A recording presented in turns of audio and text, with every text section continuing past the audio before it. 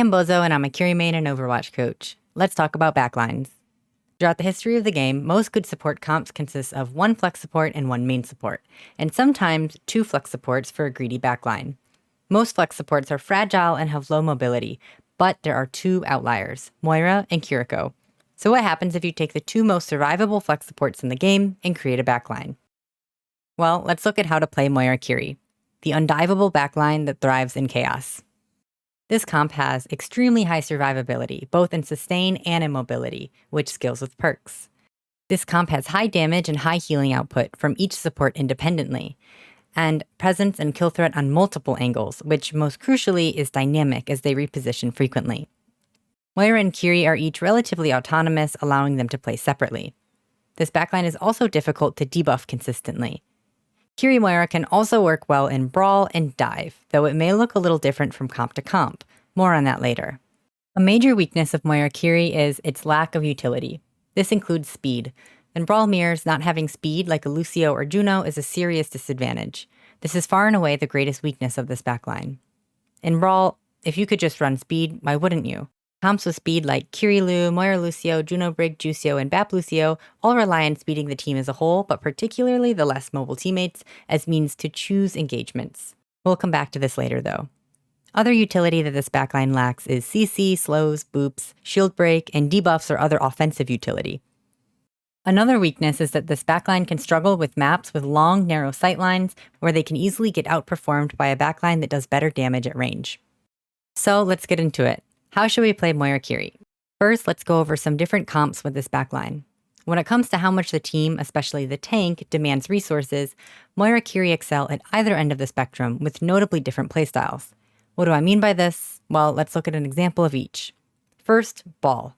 The most self-sufficient tank in the roster is naturally Wrecking Ball. With how little Ball demands from his supports, Kiriko and Moira are allowed to act as pseudo-DPS with low healing responsibilities. In this video by Coach Whistle, she covers a Moira Kiri Ball comp, where the supports pretty much just DPS for entire fights sometimes, and use their cooldown selfishly or on the DPS they are angling with. Positionally, the supports will usually separate, pairing off with DPS to form a 2-2-1 split, with the Ball on his own.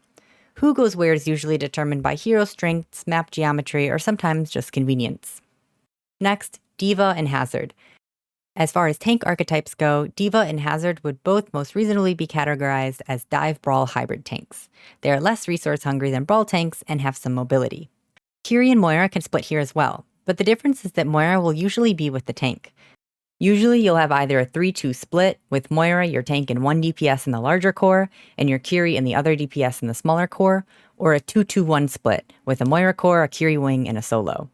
When it comes to split comps, which a vast majority of Kiri Moira comps will be, the main idea is this. When you can go first, look to play fast. Establish 2 to 3 angles to pressure from, wait for them to use an important cooldown, and then collapse on a target. When playing reactively or going second, the enemy will have to choose to invest more resources into one of your cores, and you let that core pull while your other core pushes to punish the enemy aggression. This is called hitting the enemy's tail. This is the bread and butter of split comps. I won't get any more into it here as this is not really a macro video, but you can check out these resources for more on split comps. Next, Rhine or Mauga. Of course, finally we have extremely resource-hungry brawl compositions. Moira Kiri can work excellently here if the map allows it and or the enemy composition demands it. What do I mean by that? Well, let's look at this Reinhardt comp Florida Mayhem ran on Ilios Lighthouse in 2023. Moira's tankiness, and in this case also her team's, is directly correlated to how enclosed the space is around her, or in other words, whether she can bounce orb. But why the Kiri here? Why not Lucio Bap? Well, look at the enemy team. What shuts down a comp specifically relying on sustain? Anti-nade. And what's Florida's response to that? Suzu. Moira and Kiri healbotting is this team's win condition, and Kiri's cleanse ensures that they can do their job. In this comp, this backline really leans into their sustain, and as long as they can both live, which they are very good at doing, they can brawl pretty well. As you can imagine, this would also be a good backline for a Mauga as he is extremely resource hungry and has a specific weakness to anti-nade. Any brawl composition works really, as Moira and Kiri can follow their tank and healbot to win, while both having escape options.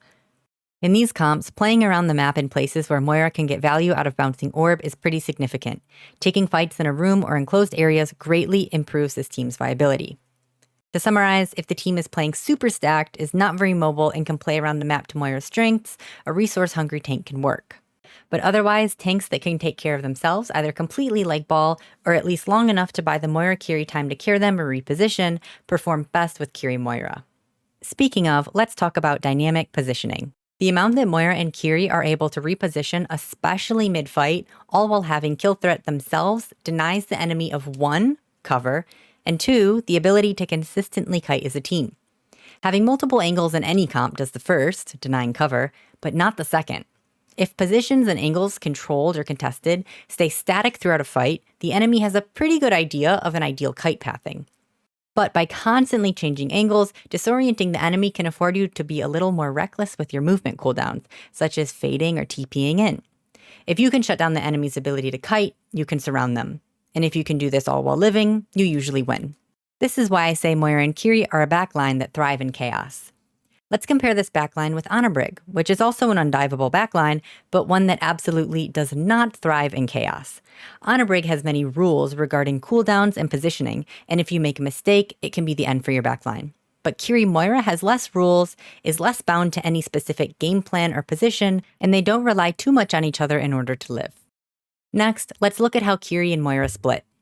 If both Moira and Kiri stay in the team, unless it's a super resource-hungry team, they will cannibalize ult charge off one another, so they must split to build ults.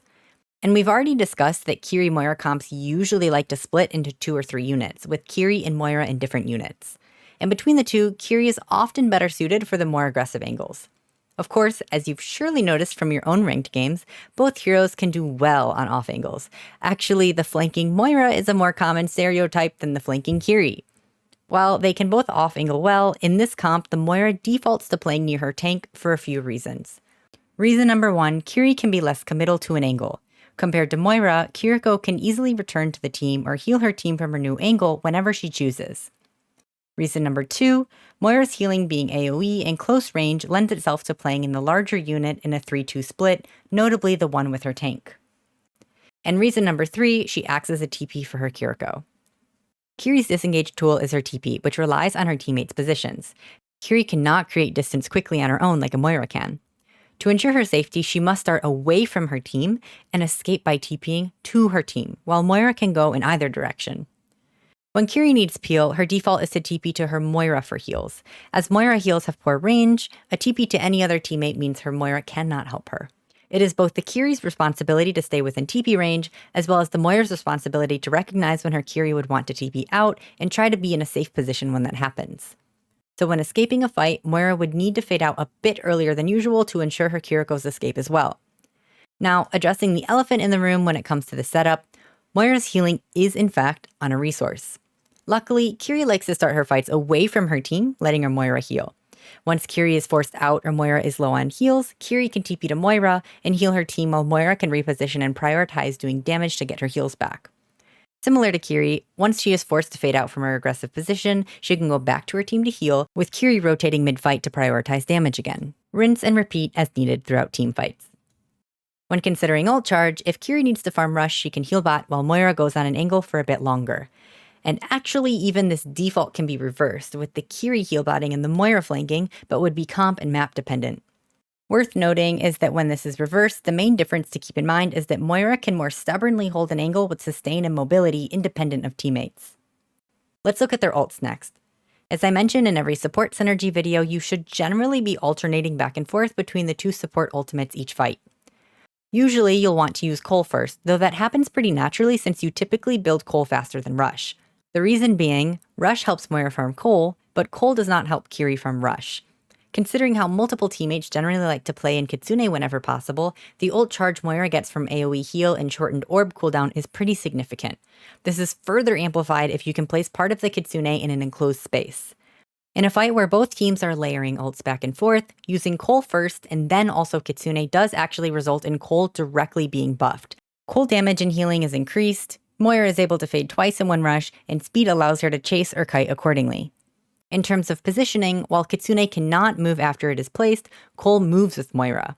Assuming she didn't fade engage, she can fade out to disengage, or even reposition aggressively to chase. However, it is also possible to rush or Cole from an angle back to your team. That brings us to side quests, or the Moira Kiri duo flank.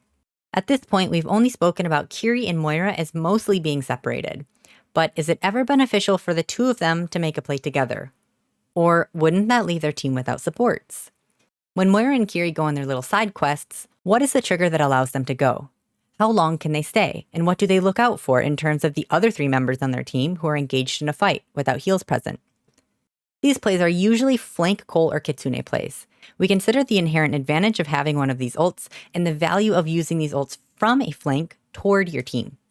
Cole, of course, can heal team while being used offensively primarily, and Kitsune is similar in that Kiri can Kitsune from a flank or angle back to her team. When Kiri and Moira do this, they are crucially turned around to face both the enemy and their team at once.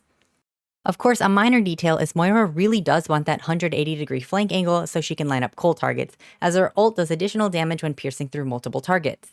But with Kiri, she's got more flexibility with the literal angle she places her Kitsune.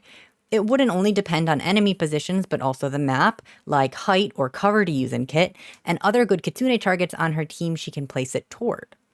It's worth noting that in higher ranks, it's not uncommon for other team members to join in on these plays initiated by their supports. Good players will recognize an aggressive play with team resources invested and play around it. But in lower ranks, unfortunately, the likelihood of tank or DPS playing off their supports is lower. So we've talked about what allows them to go on these side quests, but when must they come back?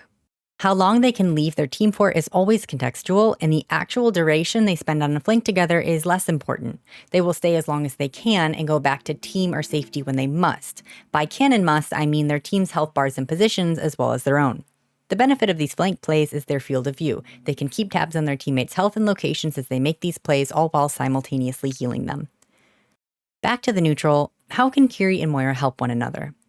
Of course, the main strength of this duo is that they enable each other to do whatever they want with minimal peel, but they can and do help one another as needed.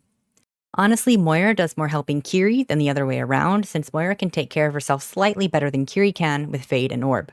But Kiri can save Suzu for Moira's potentially risky Fade engage plays, enabling her aggression. This is particularly strong with Cole. In the mid to late fight, if your team is falling back to stabilize and then re-engage, or if you've just lost the fight, Moira retreats first and gives Kiri a TP out as we mentioned earlier.